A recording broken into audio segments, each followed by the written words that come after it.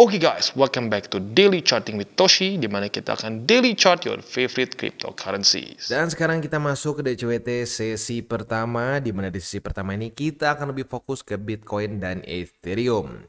Overall kita bisa di sini market masih lanjut rally ya, totalnya sebesar 1,39%. Market cap pas di 2 triliun. Bitcoin dominance kembali meningkat sebesar 0,17%. Tapi mungkin lebih penting adalah kondisi Bitcoin yang sekarang sedang retest struktur 56.571. Udah 2 kali di retest nih ya. Buat lo yang sudah ngikutin DCWT dari kemarin harusnya sih udah dapat posisi short. Tapi untuk posisi futures maupun spot nantilah kita bahas di belakang. Sekarang kita lebih fokus dulu ke makronya ya. Nah, pertanyaan besar di daily adalah apakah 56.500-an ini akan menjadi resisten yang membuat Bitcoin lanjut membuat lower low atau tidak ya. Kalau lanjut membuat lower low ya berarti strukturnya masih lanjut ya, dan ya sebenarnya kalau udah sampai dari claim pun masih jauh sih dari pecah struktur ya. Ya, jadi sampai sekarang sih kita secara TA masih cenderung bearish begitu ya. Nah, itu di daily. Di weekly uniknya kita bisa lihat di sini dia nge-wick dengan cukup signifikan ya. Nah, weekly close gimana nih Bang? Masih lama sih, masih 4 hari lebih 22 jam lagi. Nah, kita lihat apakah weekly close dari Bitcoin nanti hari Senin ya, Senin minggu depan tentunya ya. Apakah akan di bawah dari 55.843 atau tidak? Kalau di bawah berarti udah semua sinkron ya. Daily-nya masih bearish, weekly-nya masih bearish juga begitu ya. Kalau dua time frame daily dan weekly masih cenderung bearish ya otomatis overall-nya ya suka nggak suka kita masih dalam kondisi yang lebih ya cenderung ke bawah begitu. As easy as that ya. Dan please jangan sampai kejebak ya dengan wah nge-week nih all in. Aduh, itu udah paling kacau ya. Itu udah paling kacau menurut gue. That's one of the worst way to lose money in the market gitu, karena risk rewardnya tuh nggak bagus gitu. Dan ya kalau lu masuk waktu lu cuma ngeliat nge-week dan ada rally lagi setelah itu, nah itu berarti jatuhnya kan ke FOMO karena lu takut ketinggalan. Wah, jangan-jangan udah beres nih, udah bottom nih, jangan-jangan udah bottom nih, all in. Aduh, no ya. Remember, DCA is king ya. Kenapa DCA is king? Karena exactly ya sesuai dengan namanya. Kita melakukan pencicilan gitu ya. Atau sebenarnya kalau dari bahasa tepatnya sih kita melakukan averaging, dollar cost averaging begitu. Karena kenapa? Karena kita pada dasarnya manusia itu tidak tahu masa depan seperti apa. Kalau semua orang tahu masa depan seperti apa, udah nggak ada yang kerja. Begitu, makanya gue sangat ingatkan lagi, jangan percaya sama orang yang bilang pasti begini, lihat aja, lu nggak percaya gue, lu pip gitu ya, wah ya keluar semua kebun binatangnya ya. Nah kalau udah kayak begitu, ya hati-hati, ya lu udah lihat banyak contohnya belakangan ini kan, ya jujur aja udah lumayan banyak yang seperti itu ya. Nah ya jadi please kita itu manusia biasa. Kita harus sadari itu dulu ya, kita bukan raja kripto, bukan dewa kripto, kita semua manusia makan nasi ya. Maka dari itu kita nggak tahu besok mau seperti apa. Nah makanya kenapa lagi-lagi kita harus tahu posisi kita di mana gitu ya. Kita harus humble dan tahu bahwa kita tuh pada faktanya hanya bisa beranalisa. Yaitu kita bisa bikin beberapa skenario, bukannya menentukan market mau kemana. Ingat ya, semakin kita kesannya ngatur-ngatur market, nah dia makin gak mau sesuai sama aturan kita ya. Jadi itu kayak apa ya, memang kayak satu apa ya, fenomena yang cukup unik sih ya. Makanya gue sering bilang market itu kayak mantan yang paling sadis begitu, karena semakin kita ngatur-ngatur, semakin kita suruh-suruh, udah rally pam ya, makin dia nggak mau. Itu aneh, memang kerasanya kayak gitu ya. Ya mungkin tuh secara psikologis aja sih, tapi memang seperti itu. Makanya ya gue udah bilang berkali-kali sampai udah berbusa nih ya, jangan ngatur-ngatur market, kita bereaksi terhadap market ya. Oke, nah sekarang kita masuk lagi ke news ya. Ini news yang mungkin ya sedikit menakutkan juga lah ya, dimana ada suatu perfect storm yang bisa membuat kripto lanjut lagi kapitulasi ya. Nah ini sebenarnya kalau buat lo yang sudah nonton DCWT dari 2022, bukan 2022 lah, sorry 2024 awal, terutama Maret sama April ya, itu bukan satu hal yang mengagetkan lagi sih harusnya ya. Dan ya mungkin yang bikin sekarang ekstra sakit perut adalah akhirnya saham di US ikutan. Karena sebelumnya dia tuh udah, menurut gue ya udah long overdue untuk koreksi. Gitu, lu lihat S&P, Dow Jones dan kawan-kawan itu sangat overextended, even worse dibandingkan BTC. Nah, gue udah sempat bahas kenapa? Karena teorinya orang-orang lebih takut dulu di kripto, makanya mereka cenderung melakukan TP-nya itu di kripto dulu, instead of indices gitu seperti S&P, Dow Jones dan seterusnya. Gitu. Nah, tetapi sekarang yang dalam tanda kutip yang safer investment saja sudah mulai merona-merona. Nah, otomatis BTC ikutan ke banting begitu. Dan kalau lu perbandingkan nih ya dengan 2019 lagi-lagi mengerikan ya. Nih, di sini ya kita masukin S&P 500 aja. S&P mana N nih? S&P. Where's N? Oh, ini dia. S&P 500 ya. Kita masukin S&P 500. Kita bandingkan di masa-masa ini ya. Kita lihat waktu BTC di 2019 drop duluan ya. Dia itu ketemu ya local top tuh ya bisa dibilang di sekitar Juli Agustus lah ya, di daerah sini lah, soalnya double top ya. Kalau kita lihat S&P 500 yang terjadi adalah dia masih naik. Dia tuh masih naik sampai akhirnya tanggal 10 Februari baru boom turun barengan BTC. Nah, jadi memang seperti itu, dan lagi-lagi ini seperti suatu dalam tanda kutip pengulangan, walaupun nggak sama persis ya, tapi seperti bergema lah kasarnya ya. BTC drop duluan ya, baru S&P ikutan begitu. Dan sekarang kalau kita lihat apa yang terjadi, apa? BTC duluan drop ya, di ya dari Maret sampai ke ya sebenarnya enggak sih, kalau ini intinya udah duluan turun lah dari April Maret ya. Nah, sementara S&P masih naik. Sekarang BTC turun bersamaan S&P. Gitu. Jadi lagi-lagi sebenarnya ini bukan hal baru ya, bukan hal baru, tapi karena rata-rata orang tidak menggunakan data, jadi bingung, kok bisa seperti itu ya? Ya karena tidak lihat data. Gitu, makanya kenapa gue bilang berkali-kali ini adalah channel data dan fakta. Gitu. Karena menggunakan data dan fakta itu membuat probability kita untuk benar lebih besar. Bukan pasti selalu benar ya, tapi lebih besar probability-nya ya. Nah, ironisnya orang-orang yang bilang pasti begini begitu, lu masukin duit segini pasti jadi berapa M, gak percaya apa lo ya, monyet lo atau kucing lo gitu ya. Nah, ya lu lihat sendiri hasilnya jadi apa, orang-orang yang deterministik ya. Market itu paling suka bikin malu orang-orang deterministik yang bilang pasti A, pasti B, pasti C. Market tuh kayak punya satu satu dendam kusumat kayaknya sama orang-orang deterministik. Kayaknya setiap kali ada orang ngomong pasti A, B, C tuh malah dibikin mereka salah total begitu. Jadi makanya janganlah menjadi deterministik gitu ya. Nah, ngomongin lagi yang gak kalah penting adalah ya lagi-lagi ini sudah kita mulai bahas dari sebenarnya itu udah mulai dari Maret April ya, karena sebenarnya datanya udah mulai nggak bagus di masa-masa itu ya. Dan ya sekarang berlanjut lagi ya, di mana the Fed semakin banyak orang yang tidak yakin the Fed bisa mengcurb inflation tanpa ada collateral damage. Ini apa sih collateral damage-nya ya? Ini bahasa yang dia pakai untuk resesi lah kasarnya ya.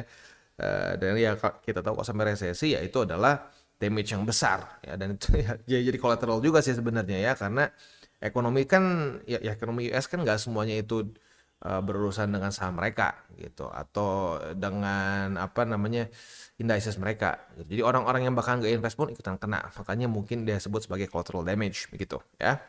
Nah, yang serem lagi adalah seperti non-farm payrolls tanggal 2 Agustus kemarin ya, dia itu di bawah daripada ekspektasi ya.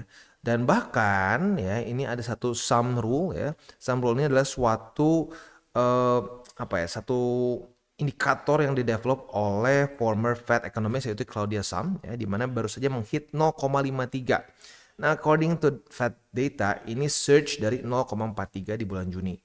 Begitu. Jadi ya akhirnya gitu ya. Akhirnya buat yang dulu bilang gua wow ngefat lu, nggak tahu apa-apa lu bangke. Ya akhirnya data dan fakta suka nggak suka lebih sering bener dibandingin pakai perasaan. Karena gini loh, Kalau kita mau ngomong, wah kemarin nih, BTC belum begini, udah pasti lanjut lagi paham. Itu pakai perasaan. Karena di sini tuh orang-orang semua euforik. Wah gila kripto ya, gua rugi nggak masuk dulu dari kapan, bla bla bla bla bla. Nah ya kalau udah semuanya pakai perasaan, dibawa baper semua gitu ya.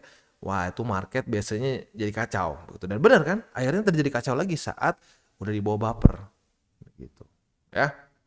Oke, next kita masuk ke ini ya. Ini ada yang nanya, Bang, mungkin nggak Bang kita kayak 2020 nih bentuknya kayak begini dan sekarang sudah terbentuk seperti descending broadening wedge ya.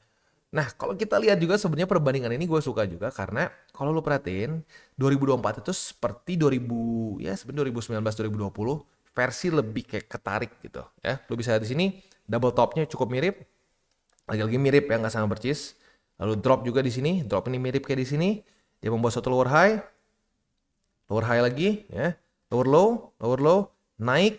Nah, perbedaannya kalau di 2020 nggak terjadi double top, kalau di 2024 double top, drop lagi.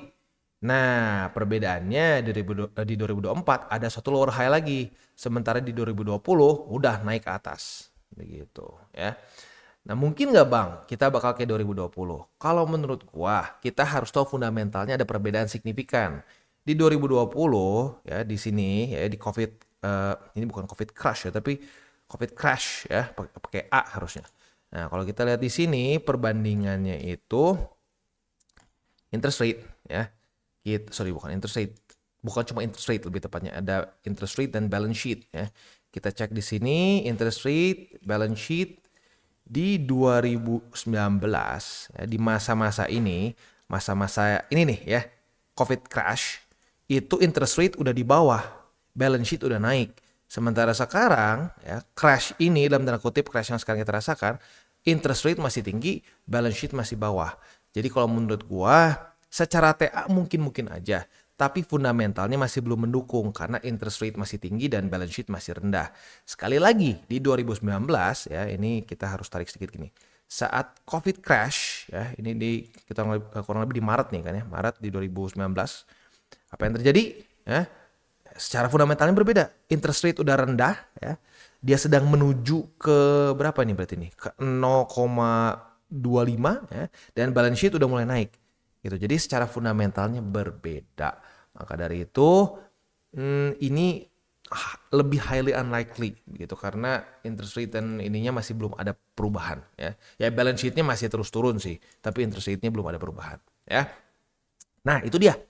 Makanya gue lebih suka pakai data gitu. Kalau pakai data kan enak gitu. Jadi jangan percaya gue.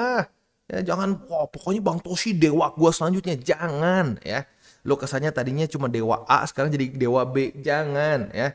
Lalu kalau mau mendewakan TCI adalah mendewakan cara berpikirnya, mindsetnya. Karena itu yang paling penting.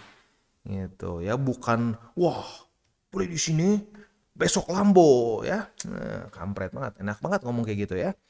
Oke, next economic calendar hari ini akan keluar satu data penting yaitu crude oil inventories jam 9.30 ya. Jadi siap-siap buat lo yang punya posisi futures atau buka posisi futures di time frame berapapun dekat-dekat setengah 10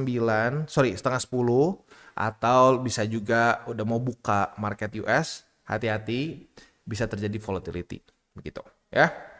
Oke, selanjutnya sih ya kita akan lihat sedikit indeks dolar. Indeks dolar itu kondisinya sekarang lumayan menguat ya. Ya jadi lagi-lagi kan aneh kan ya buat lo yang sudah nonton DCWT dari 2000 minimal ya 2024 lah ya, lebih bagus lagi 2023. Pasti udah tahu bahwa korelasi indeks dolar ini biasa negatif atau kebalikan dengan dengan Bitcoin ya. Tapi ya sekarang lo lihat sendiri dia malah ikutan naik bareng-bareng indeks dolar begitu. Nah, ini adalah satu efek yang terjadi karena korelasi BTC yang cenderung performanya buruk kalau sampai masuk resesi ya, walaupun jujurnya sih semua ya S&P Dow Jones juga cenderung jelek begitu kalau sampai terkena resesi. Jadi ya intinya resesi itu nggak bagus untuk risk on asset gitu, makanya korelasinya cenderung jadi positif sama di XY gitu ya, which is weird buat lo yang tahu statistiknya di belakang-belakang gitu di zaman masih jauh dari resesi ya. Oke, Selanjutnya kita akan masuk ke buy limit, tetapi sebelum kita masuk ke buy limit seperti biasa gua akan disclaimer dulu bahwa semua konten dari TCI bukanlah financial advice, ini semua bentuknya adalah edukasi ya. Lalu bagaimana cara untuk mendukung TCI? Ada banyak caranya, lu bisa like our video, bisa share our video, atau juga bisa menggunakan link referral kita di bawah. Nah sekarang kita akan dengar dulu pesan-pesan dari sponsor kita pada hari ini. Oke, today's video is brought to you by Bybit. Di mana di Bybit ini kita bisa melakukan berbagai macam hal ya, mulai dari yang newbie sampai yang sudah advance. Buat mungkin lo merasa bahwa aduh bang, gue masih nggak ngerti nih TA, gue masih nggak ngerti charting dan seterusnya, tapi pengen akumulasi, pengen DCA murni, bisa lo tinggal masuk ke sini one click buy, di mana lo bisa pilih lo mau pakai apa ya fiatnya, lo tinggal pilih juga asetnya apa ya. Misalkan lo pengen akumulasi BTC, misalkan setiap hari Senin jam 7 pagi, misalkan gue pengen akumulasi BTC sebesar 100.000 rupiah misalkan ya, lu bisa langsung lakukan di sini. Bisa peer to peer, bisa Dana, Bank BRI dan lain-lain. Ini gila ya, bisa pakai BCA Mobile dan seterusnya. Jadi Bybit ini memang cocok banget buat orang-orang yang tinggal di Indo ya, bisa langsung pakai bank-bank yang memang sudah biasa kita pakai di Indo ya. Nah, buat yang intermediate sampai advance juga di sini ada spot, nah, dan juga ada leverage tokens, dan tentu juga ada derivatives trading, di mana kita bisa menggunakan kontrak yang USDT maupun USDC. Jadi di sini lo bisa pakai USDC ya, karena nggak semua exchanger bisa menerima untuk futuresnya pakai USDC ya. Dan tentu juga lo bisa earning bunga juga dari kripto lo dan lain-lain.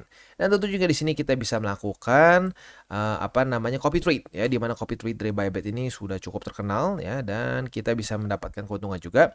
First copy trade kita bisa ada protection 100 USDT loss coverage ya, dan seterusnya ya. Jadi buat lo yang tertarik bisa silakan pakai, klik di link referral kita di bawah. Dan kita masuk ke Bitcoin. Untuk Bitcoin kita sudah punya posisi futures ya, berarti kita sudah punya posisi short lebih tepatnya, karena sudah terjadi retest 1, retest 2 di 56.571.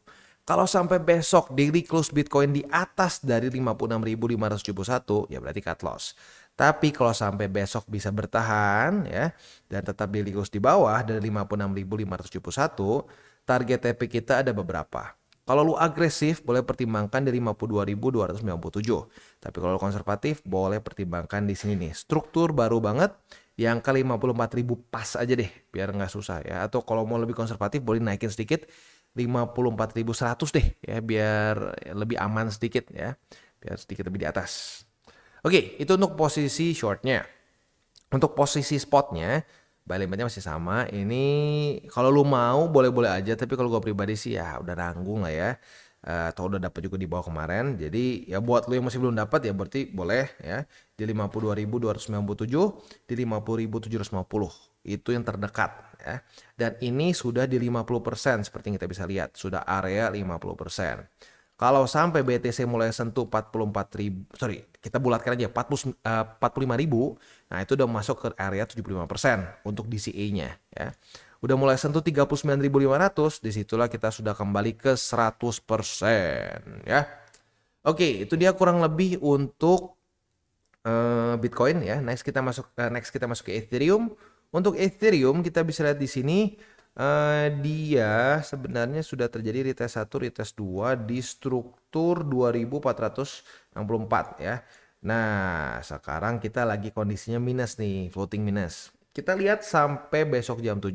Daily close di mana? Kalau di atas dari 2464 cut loss. Tapi kalau masih di bawah ya bisa dipertahankan, atau lebih bagus lagi sih ya kalau kena target TP di angka 2419 gitu ya. Itu untuk posisi short di Ethereum.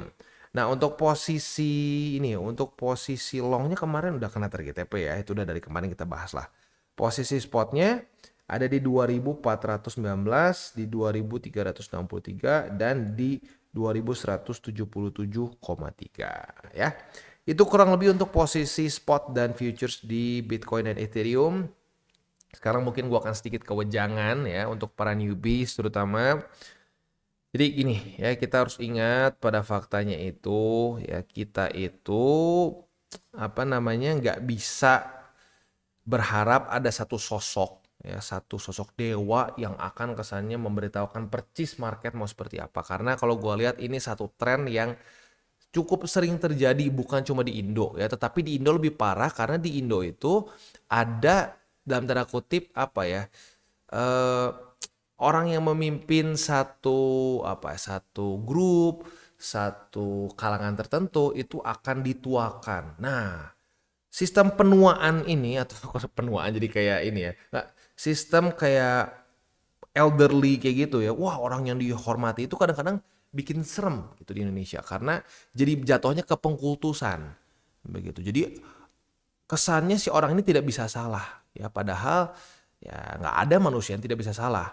Dan yang paling seremnya, orang yang biasanya dituakan ini bisa jadi terlalu besar egonya. Wah, lu kalau nggak ngikutin gua, lu bodoh, lu monyet, lu anjing, atau apalah keluar tuh semua ya. Nah, kalau udah kayak gitu, hati-hati. Itu udah nggak sehat. Itu udah bukan komunitas yang sehat, udah bukan satu hal yang baik lagi untuk diikuti. Ya.